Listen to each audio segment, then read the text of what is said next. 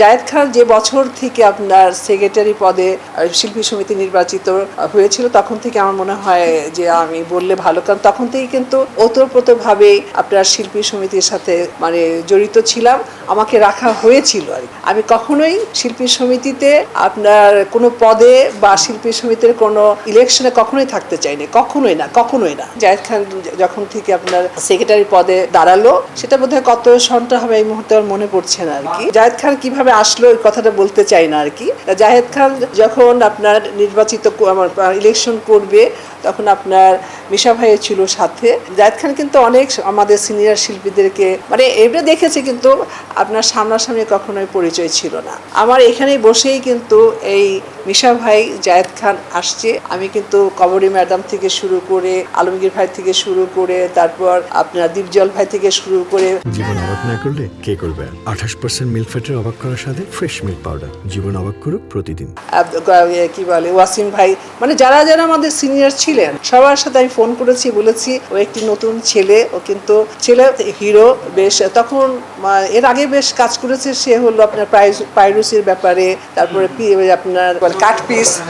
তখন আমি লন্ডনে ছিলাম, তো আমি লন্ডনে তখন আপনার বাংলা পত্রিকাতে দেখতাম, তারপর আপনার বাংলা যে টেলিভিশন এটিএন বাংলা ছিল, চ্যানেল আই ছিল, এগুলোতে দেখতাম আর কি। তখন ফিল করতাম ছেলেটাকে এবারে বেশ দেখতে হ্যান্ডসাম আর কি, যা হিরো সে। যখন বাংলাদেশে এলাম তখন তো তার সাথে পরিচয় হলো। যাই হোক, আপনার ইলেকশনের সময় তখন সবার সাথে পরিচয় করে দিলাম। ফারুক ভাইকে ফোন করলাম, ফারুক ভাই বলে আরে কে জায়েদ খান টান, ফারুক ভাইয়ের ভাষা যেমন হয় আর কি। আমি না সে খুব হিরো, তারপর খুব আপনার আমাদের চলচ্চিত্রের জন্য খুব ভালো কাজ করছে, খুব কর্মঠ।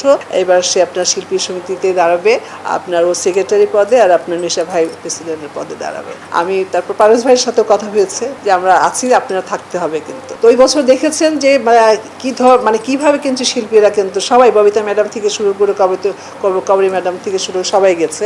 তখনও কিন্তু আমি বলেছি জায়েদ খান আমি কিন্তু শিল্পী সমিতির কোনো নির্বাচনে থাকবো না, আমি ভোটে আছি, ঠিক আছে ভোট দিব। জায়েদ খান বলল না আপা। তারপর মিশা সদাগরও কিন্তু এখনো ঢাকাতেই বোধহয় আছেন, তাকেও জিজ্ঞেস করে দেখতে পারবেন। না আপু আপনি না থাকলে কিন্তু হবে না। আমি বললাম তখন দেখো ভাইয়া, আমি কিন্তু ম্যাক্সিমাম টাইমই বছরে 6 মাস করে বিদেশে থাকি, 6 মাস থাকি ঢাকাতে।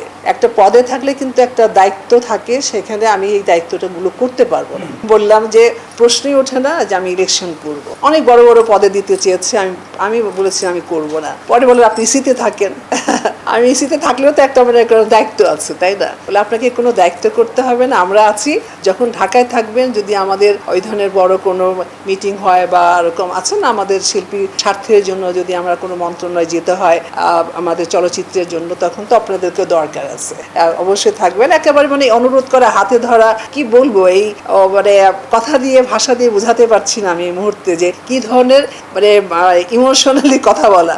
তখন আমি খুব সফট মাইন্ডেড, আমি ঠিক আছে যান, আপনারা যদি মেনে নেন যে আমি সময় না দিলেও আপনাদের শিল্পী সমিতির কোনো প্রশ্ন মানে প্রবলেম হবে না বা আমার জন্য কোনো অসুবিধা হবে না। আমি যখন ঢাকায় থাকবো, যদি ওরকম ধরনের মিটিং হয়, ওরকম কোনো কার্যকলাপ হয়, অবশ্যই আমি অ্যাটেন্ড করব। আপনারা বোধহয় দেখেছেন বিগতভাবে এইভাবেই চলেছে। কিন্তু তারপরে কিন্তু জায়েদ খান আবার ফের শুরু হলো। জায়েদ খান দাঁড়ালো, দেখে নিপুণও দাঁড়ালো, তারপরে দেখেছেন যে কি ঘন ঘাটা ব্যাপারগুলো। তখন মনে করেছি যে না, এই ইন্ডাস্ট্রিতে প্রশ্নই ওঠে না যে আপনার শিল্পী সমিতিতে দাঁড়ানো, বা আমি তো এখন ছবি করি না, ছবি হয়ও না, আমার দরকার নাই আমার এফডিসিতে যাওয়ার জন্য আর কি।